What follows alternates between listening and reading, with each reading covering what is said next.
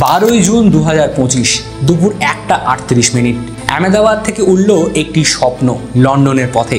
Air India flight AI-171, কিন্তু মাত্র 30 সেকেন্ডেই সেই স্বপ্ন চূর্ণ বিচূর্ণ হয়ে পড়ে এক ভয়ঙ্কর দুঃস্বপ্নে। একটি রাজকীয় ড্রিমলাইনার ভেঙে পড়ল মাটিতে, আগুনে পুড়ে ছাই হয়ে গেল 241 জন মানুষের জীবন, বেঁচে রইলেন মাত্র একজন। প্রশ্ন উঠছে, ভারতের ইতিহাসে সবচেয়ে বড় এই প্লেন ক্র্যাশ শুধুই কি একটি দুর্ঘটনা, নাকি এর পিছনে লুকিয়ে আছে এমন কিছু যা আমরা দেখতে পাচ্ছি না? প্রথমে দেখে নেওয়া যাক এই দুর্ঘটনার কি সম্ভাব্য কারণ থাকতে পারে। প্রথমেই আসে ইঞ্জিন থ্রাস্ট লস, অর্থাৎ ইঞ্জিনে প্রাপ্ত শক্তি না থাকা। ঘটনার সময় পাইলট রেডিওতে মেডে সংকেত পাঠান, যার মধ্যে উল্লেখ ছিল no thrust, unable to lift. এর মানে বিমানের ইঞ্জিন ঠিকমতো কাজ করছিল না।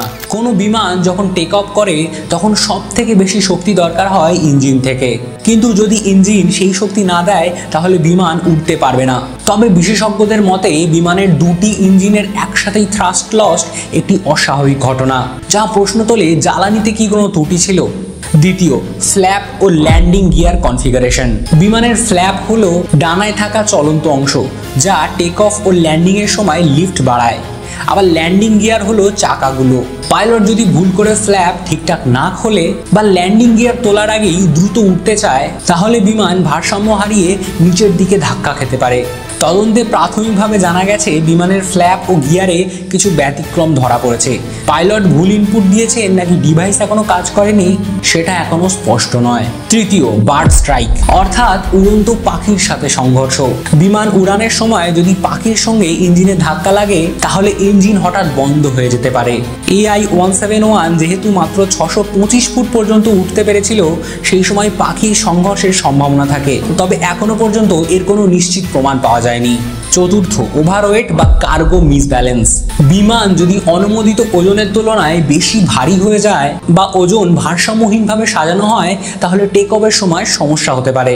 যদিও AI-171 একটি বোয়িং 787 ড্রিমলাইনার ছিল, যেটি বড় ও শক্তিশালী, তবে প্যাসেঞ্জার ছাড়াও যদি অতিরিক্ত মাল বা কার্গো থাকতো সেটাও প্রভাব ফেলতে পারত। পঞ্চম হচ্ছে মানবিক ভুল। পাইলটের জাজমেন্ট এরর একটি গুরুত্বপূর্ণ দিক, তবে দুই পাইলটই যথেষ্ট অভিজ্ঞ।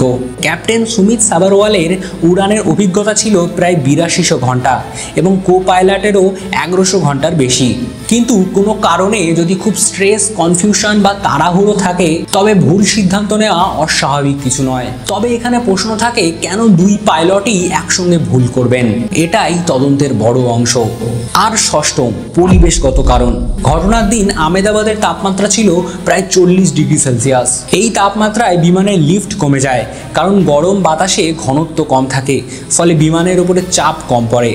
অর্থাৎ ইঞ্জিন দুর্বল হলে গরম আবহাওয়া সেটিকে আরো খারাপ করে তুলতে পারে। দুর্ঘটনার কারণ হিসেবে এই তথ্যগুলোই সবথেকে বেশি খতিয়ে দেখা হচ্ছে। এবার জেনে নেওয়া যাক আসল সত্যিটা আমরা ঠিক কিভাবে জানতে পারবো। এমন কি আছে যেটা থেকে সব রহস্যের খুলাসা হবে?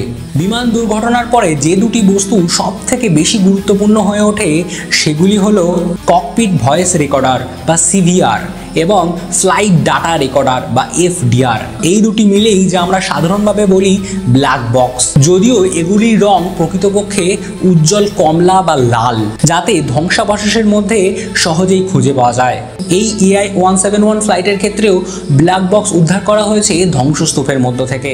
এখন এই রেকর্ডারগুলো বিশেষ ল্যাবরেটরিতে পাঠানো হয়েছে বিশ্লেষণের জন্য। ককপিট ভয়েস রেকর্ডার সংরক্ষণ করে শেষ 2 ঘন্টা পর্যন্ত ককপিটে পাইলট ও কো পাইলটের কথোপকথন, অ্যালার্ম সাউন্ড, ককপিটে কোনো অস্বাভাবিক শব্দ বা যান্ত্রিক বিপর্যয়ের ইঙ্গিত। অন্যদিকে ফ্লাইট ডাটা রেকর্ডার রেকর্ড করে বিমানটির উচ্চতা, গতি, থ্রাস্ট, ইঞ্জিনের পারফরমেন্স, গিয়ার ও ফ্ল্যাপের পজিশন সহ একাধিক কারিগরি তথ্য। AI-171 এর ব্ল্যাক বক্স বিশ্লেষণ করে বোঝা যাবে ইঞ্জিন থ্রাস্ট আচমকা কমে গিয়েছিল কিনা, গিয়ার বা ফ্ল্যাপের কনফিগারেশন ভুল ছিল কিনা, ককপিটে কোনো প্যানিক বা সন্দেহভাজক পরিস্থিতি তৈরি হয়েছিল কিনা, এবং মেডে সংকেত পাঠানোর আগের মুহূর্তে পাইলটের মধ্যে ঠিক কি কথা হচ্ছিল।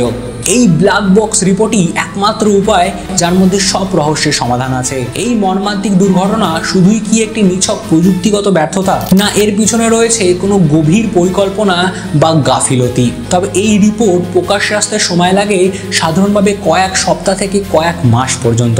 তাই সত্য উদ্ঘাটনের জন্য এখন গোটা দেশ তাকিয়ে আছে এই লাল বাক্সটির দিকে। AI-171 এর ট্র্যাজেডি শুধু এক বিমান বিধ্বস্ত হওয়া নয়, এটি আমাদের সেফটি সিস্টেমের উপরেও প্রশ্ন তোলে। আশা করা যায় এই রহস্যের উত্তর খুব তাড়াতাড়ি আমাদের সামনে আসবে।